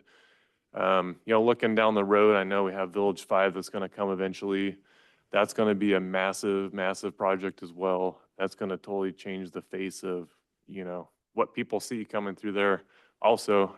So I think it's kind of inevitable that, you know, we're going down that road. You know, yeah, I'm kind of torn a little bit, as well, kind of making a decision today, on the sign. So, you know, kind of based on that, what people see, but I also appreciate, you know, coming from, you know, you have that big open space, that gap. I can't help but think, you know, I'm, you know, blessed to have decent vision so far. But I know a lot of people in the community, we have a lot of, experienced neighbors, you know, that pull off in that area that kind of pass through. So I can't just help but think, you know, are, you know, people that have vision problems even going to be able to see stuff, you know, that far away, even with the 81 feet. So it's like, at what point is, you know, do you make it visually beneficial for people that have a hard time seeing? It's, you know, if you are coming from south going up, it's going to be like set way back there too. So I kind of struggle with that even, like, is it even going to be adequate, you know, with how it's proposed now? But it's hard for me to say because I can see fine. And when I enjoy road trips, so I am looking all the time, you know, ahead, like trying to find something because I'm not going to be flipping through my phone trying to look for something. I'm going to be, you know, what's in front of me, I can see I need to get off. I did notice in the renderings of what it could look like, there is a smaller sign now out in that open space field. So I was kind of curious, you know, was that looked at? Because I know that's a big thing, kind of getting the crowd coming from kind of that south end up. But there is some kind of a sign out there now. I don't know if there's like a smaller option that could be out there just to give people that heads up, like, hey, you know, at this exit, there's something coming up. Not to say in addition or in lieu of, but I'm just kind of, and I don't know what the right answer is on that. But I'm just curious if there's any consideration on that, if that's even possible with the zoning and whatnot. If you're looking at other intersections or, I mean, those are offside signs, which are prohibited by our code. You know, they also don't control those properties or parcels, so they can't go in and just put a sign up. And some of it, like one exit down further, is not even within the city of Lincoln. So those are complications to consider. Okay. No, I think I'm done, but yeah, overall, I think it's a great project. Definitely needed. That's just kind of where I'm sitting at the moment. I guess I have a decision to make. So I got to think about it. Yeah, thanks.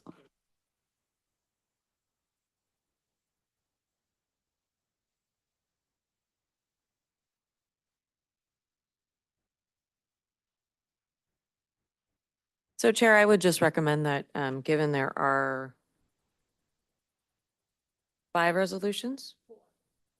There are 4 resolutions. Number 3 and 4 on the staff agenda is 1 resolution. is attachment 3. Okay, because it's agendized as 5 separate resolutions. Or am I looking at not the most current agenda? No, I'm looking at 1, 2, 3, 4, 5. Well, that's why. Resolution 07 is number 3.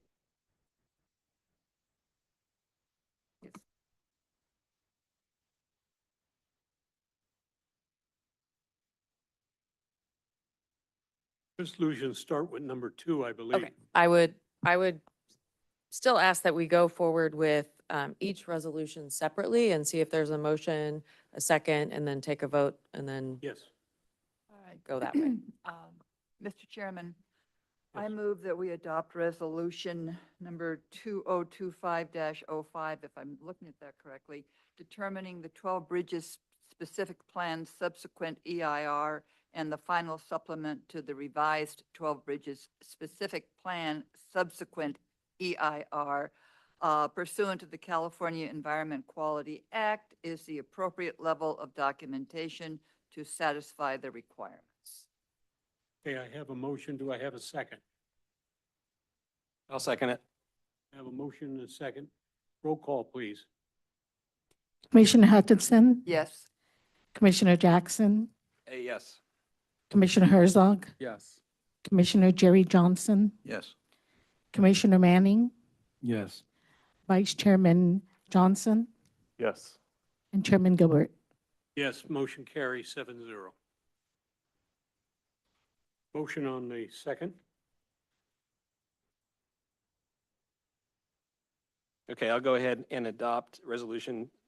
make a motion to adopt resolution 2025-06, adopt a resolution recommending city council approve the tentative parcel map to subdivide 2 parcels of approximately 29.7 acres into 14 commercial parcels of various sizes, subject to findings and conditions of approval on attachment 2. I'll second.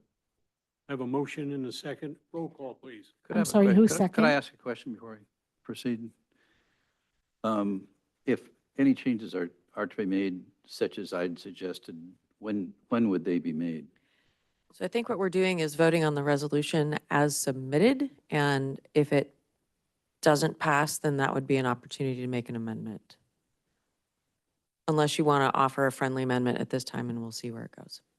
Why don't I do that rather than, Oh, just a moment, Jerry. So this is, just to be clear, this is 2025-06, which is the tentative parcel map only. I think it would be 3, Jerry. what's that? Items 3 and 4 are part of resolution 2025-07. Yeah. I understand it's a little, I was confused. So I think the issue you're concerned about is part of the next resolution. Okay, thank you. That's what I was going to do. Thank you. Thank you, Madam Attorney. Yes. Okay, I apologize. Who's second? Me. Thank you very much. roll call, please. Commissioner Jackson, Yes. Vice Chair Johnson, Yes. Commissioner Herzog, Yes. Commissioner Hutchinson, Yes. Commissioner Jerry Johnson, Yes. Commissioner Manning, Yes. and Chairman Gilbert. Yes, motion carries 7-0. Next resolution. Do I have a motion?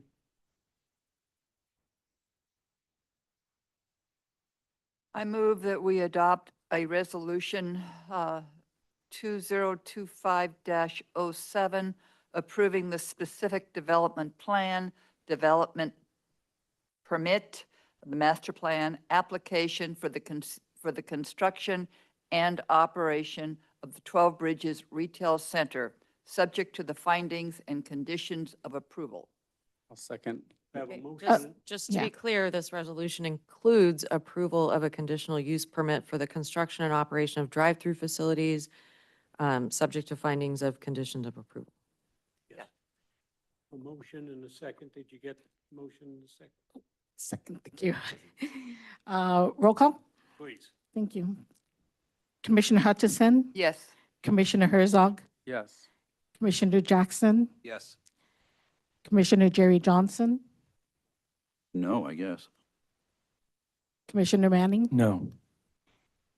Vice Chair Johnson, Yes. and Chairman Gilbert. Yes. Motion passes 5-2. Next resolution. I'll go ahead and move that we adopt a resolution, Resolution 2025-08,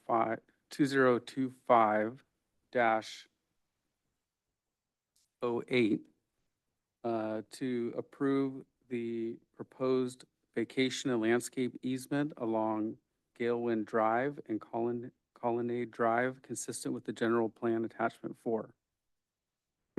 Have a motion. Is there a second, please? I'll second. I have a motion and a second.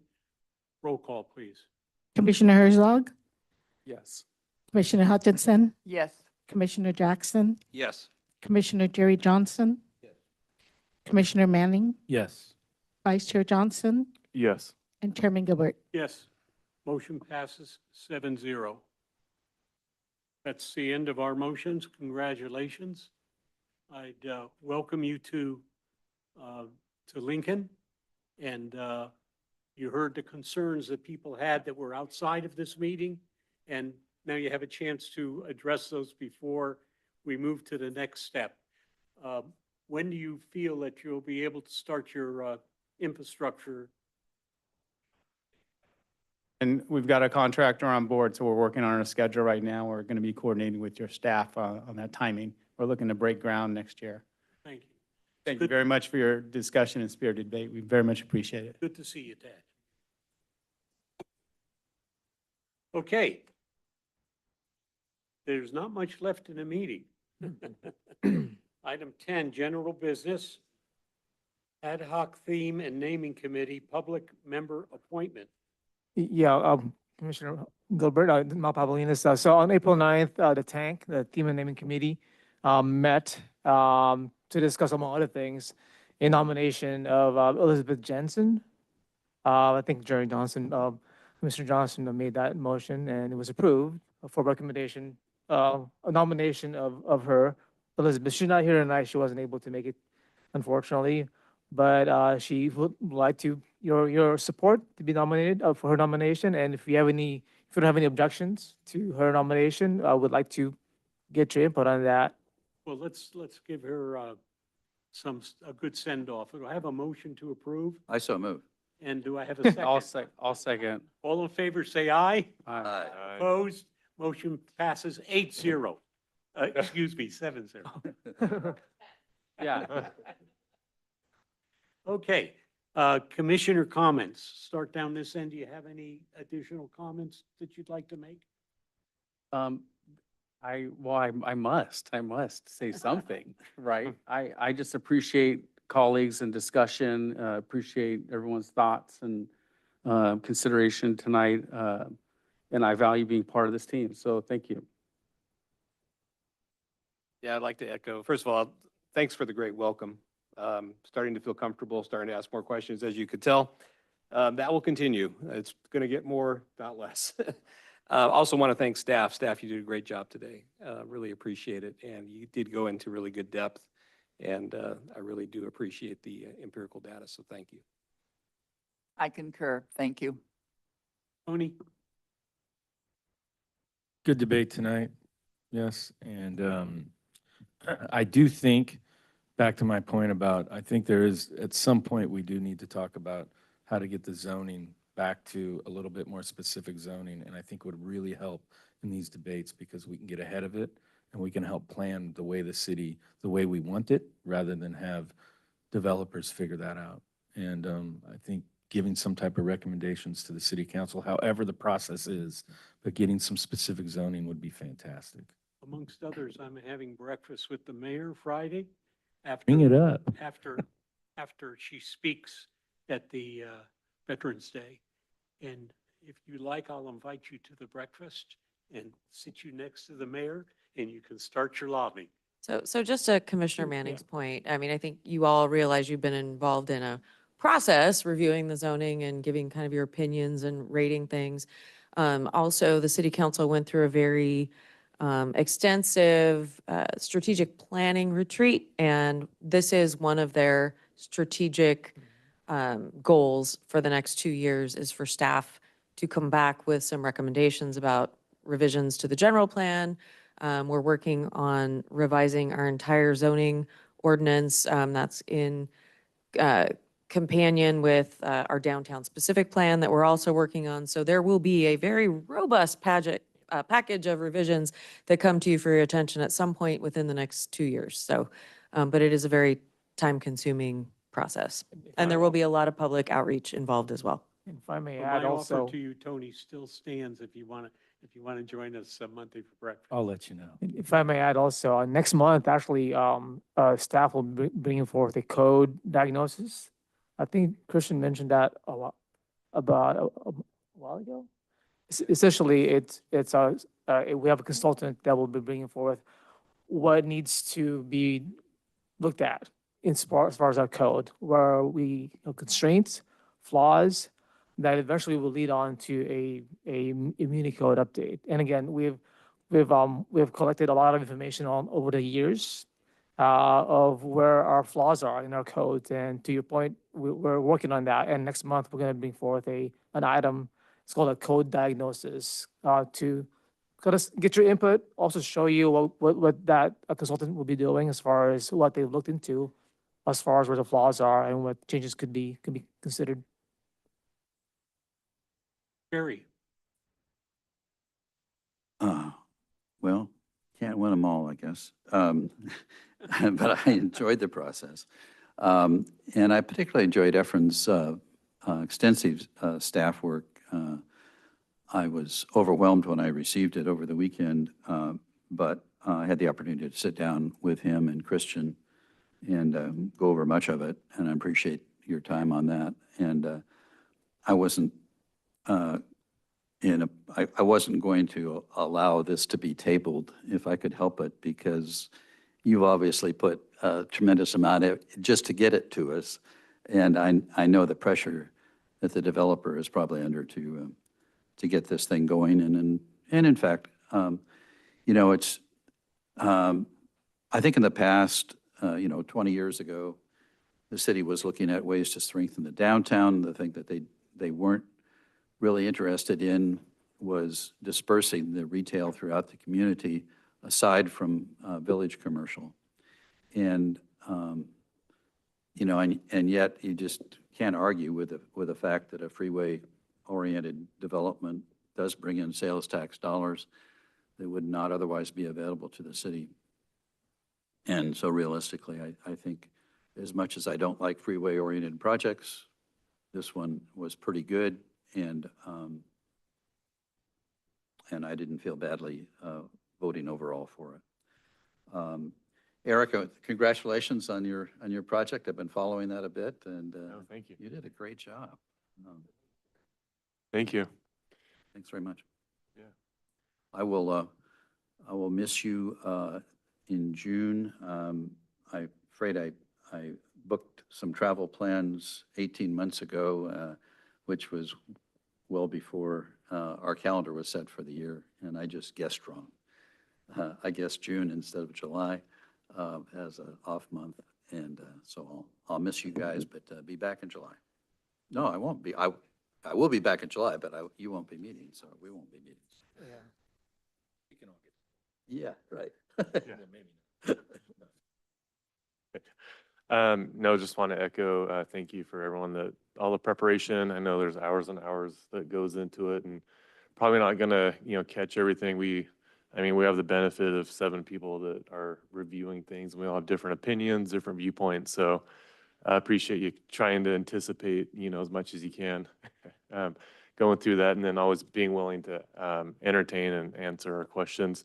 I appreciated the debate, all the viewpoints and everything. I think it's great, healthy, because we come out with a great product, and appreciate the applicant also hearing some of the concerns, our thoughts. And, it's encouraging when they hear that, they hear it also, so they can kind of take those into consideration when they're getting to the actual, final detailed plans.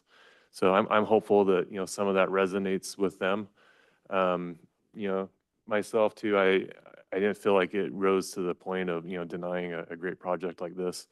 There's some things that would be nice to see. But overall, I think it's a great project. Thank you for noticing that project that was going on at Foskett Park. Just want to encourage again, I don't know how many people view this in the community, but anyone viewing it, it's worth going over to check it out. That's a great thing. And my hope is it goes well, and, possibly see these at some other parks throughout the city. Kind of, getting to the interconnectedness of all the parks and pathways, trails. That's where they really like to put those, where there's a lot of healthy pedestrian traffic. So I think it's great. Just want to put out there, I'm going to be working with the city on coming up with a launch event, hopefully that'll be in the next 2 to 3 weeks. So hope to see everybody out there. We'll do a press release and spread the word, but it'll be a great event for the community. Thank you. Thank you, everybody, for your comments this evening. This was probably the most major thing that we've had to deal with in the recent past. And I'll remind you that the developer Village 5, which will be the biggest development the city will ever see, they're going to break ground for the infrastructure after the first of the year. With that in mind, I know you always feel, as I have always felt in all the years that I've served, that you get the information about an agenda, but not enough time to really do the research you want. So I'm going to suggest to you that between now and come next February or March, when the rainy season comes and goes, and they're ready to start putting the heavy equipment in the ground, that we have all, each one of us, taken the opportunity to get up to speed as much as we can on what's going on there, so we're not having the same kind of issues we may have had in the past. There's 1 million square feet of commercial industrial there. It will be 9,000 homes. It'll be, you look at Lincoln Hills, it doesn't have all the infrastructure and commercial and industrial and jobs. This is a huge, huge undertaking, huge parks. 1, 2, 3, 4 more schools. It's just massive. So I'm telling everybody now, anytime you can get a little knowledge about that from staff, they're very supportive. They'll bring you up to speed. And I want to say to our two new commissioners on my right, you bring perspective of having served on another planning commission before, and that's very useful to us, because you learn things there that we may not have learned here. So thank you for that, Tony.